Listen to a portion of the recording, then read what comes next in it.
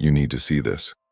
I have a new philosophy channel, a place where you'll find videos like this one exploring the deepest questions about existence, life, death, meaning, time.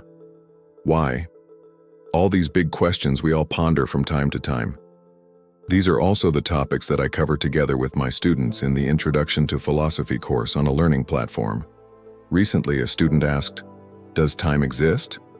This question has puzzled philosophers for centuries. Let's explore what they've come up with. Does time exist? The idea that time might not exist might seem strange, right? Look at your watch, look at the dates in your calendar, at the lines on your palms, at the birthdays you celebrate every year. Of course, time exists. Or does it? Think about it this way. When you look at this ring here, you correctly infer that it's round. Now imagine a creature from another planet that has never seen a circle before. If I showed it this ring, it would not immediately infer that it's round. Instead, it would look at the ring and say, well, it depends on what you mean by round.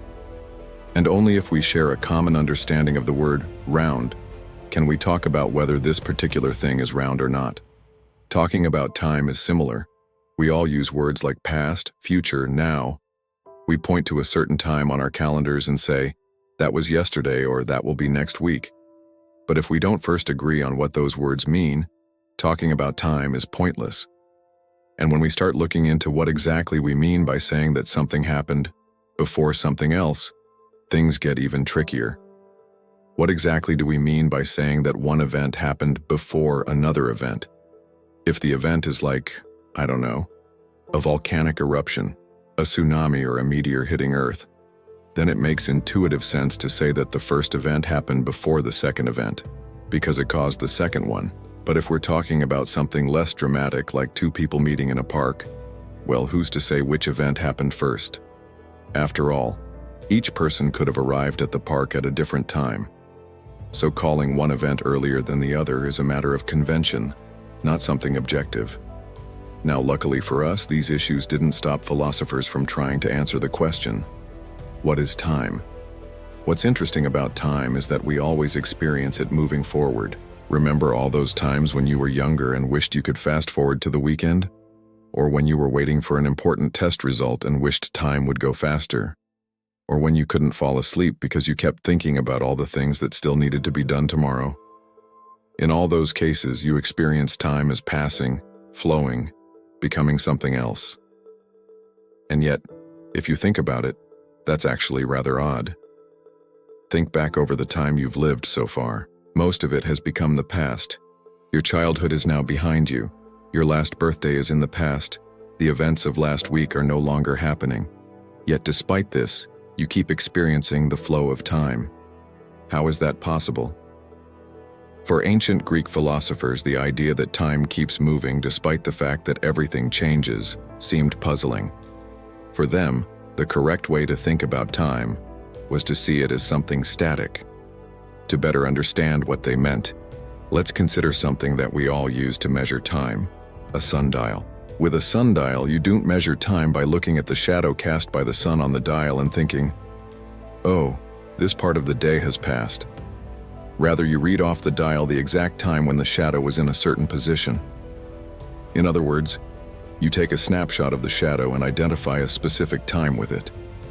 And while the sun keeps moving throughout the day, the various positions of its shadow create distinct moments. And so you can think of time as being made up of these snapshots. Philosophers like the Stoics saw our lives similarly. They thought that all the moments of our lives were laid out before us all at once, and all we do is move from one moment to another. But many philosophers disagree. They believe that time doesn't exist independently of our experiences. According to this view, the passage of time is simply our experience of change. This means that the question, what is time, is really the same as the question, what is change? And while this might sound like a clever reply, it doesn't help us much because, well, what is change? Here's where physics comes in. According to Einstein, time and space intertwined in a four-dimensional fabric are relative.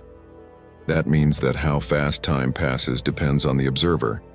The faster someone moves through space, the slower they move through time. And around black holes, time can almost completely stop.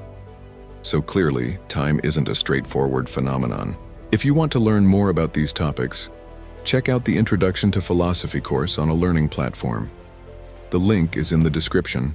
There you'll learn how to think critically and solve philosophical problems, not just about time, but also life, death, meaning, and whatever else you're curious about. I often get asked, how can I make time for philosophy? But maybe instead of asking how to make time for philosophy, we should ask, what is time? When we ask this question, we usually expect a single answer. But there are actually many ways of answering it. Here are 3.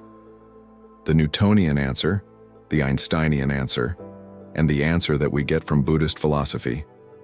According to the Newtonian picture, time is a container that holds all the moments like separate compartments. Each moment is distinct from the others and flows into the next one. The sum of all those moments is what we call the passage of time. The Newtonian view fits our everyday experience. It fits because most of the time we don't move particularly fast. And so the effect that time is passing is small. However, according to Einstein, time isn't a container. It's better described as a river that has a current. Those who travel fast swim against the current and their watches run slower, while for those who move slowly, time seems to pass normally. But what does this tell us about the nature of time? Well, unlike Newton, Einstein rejected the idea that time is a container. Instead, he said that time is intertwined with space into a 4-dimensional continuum. And although our intuitions about space and time are different, mathematically speaking, they're treated the same way. This means that there is no such thing as a universal tick-tock. It depends on how fast you're moving. Your movement affects how fast time passes. So there is no independent reality whose tick-tock is unaffected by anything. This is where Buddhism comes in. According to Buddhist philosophy, nothing exists independently of our minds. This doesn't mean that Buddhists think that nothing exists.